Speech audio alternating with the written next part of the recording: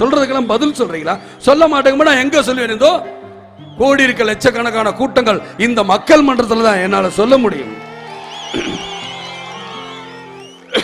எப்படியோ ஏதையாவது விஜயகாந்த மடக்கி இருந்து பாக்குறாங்க. மடக்குங்க. நிலையில நான் என்ன சொல்றேன், எதுல மடக்கு? காசுல தானே.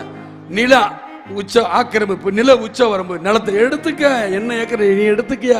மக்கள் கொடுத்தது எடுத்துட்டு போய் எனக்கு தேவையில்லை.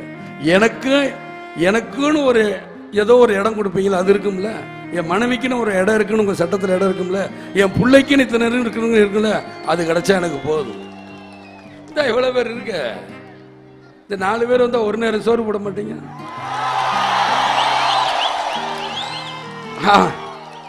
அதுலயே நம்மளுக்கு போதும், முடிஞ்சிடும். இத்தனை பேர் வீட்டுக்கு நான் போயிட்டு வரக்குள்ள முடிச்சிடும். என்னையா காசு காசு காசு பணம் படப்புவாங்கயா? நீங்களும் உங்க காசு என்னையா கோடி கோடியா சேர்த்து வச்சு எங்கயா கொண்டு போறீங்க? செத்தா கூட அருணாக்குடி அத்து விட்டுட்டு தான் உள்ளத்தி கொண்டு போய் போதைக்கிறான். காசும் கிடையாது, ஒண்ணும் கிடையாது. தோல்வி அவங்களுக்கு தான் தவிர எனக்கு கிடையாது.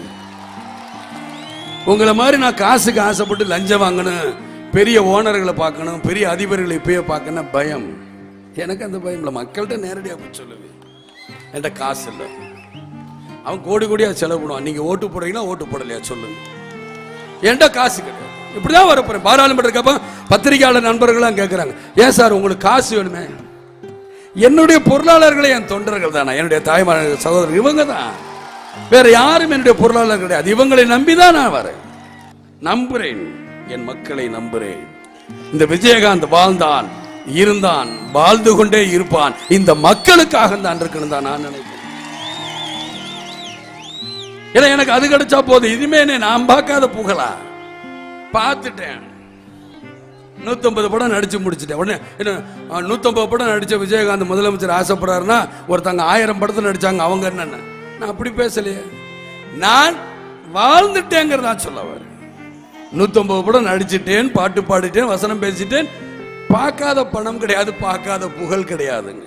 இதுக்கு மேல நான் ஒன்னு ஆசைப்பட்டு வரணுங்கிற அவசியம் எனக்கு கிடையாது. எந்த நேரமும் பதவி பதவி பதவி பதவி பதவியை தக்க வைக்கிறது பார்க்கிறேன். இந்த பதவியை இந்த மக்களுக்கு நல்லது செஞ்சு போயா, நல்லது செஞ்சா நான் ஏன் கட்சி ஆரம்பிக்க போறேன்? நான் எதற்காக வரப்போறேன்? என்னவே இந்த மக்கள் தூக்கி பந்தாடிடுவாங்க. போ வீட்டுக்கு போ, அதான் நல்ல மனுஷங்க இருக்காங்கன்னு சொல்லிப்பாங்களே.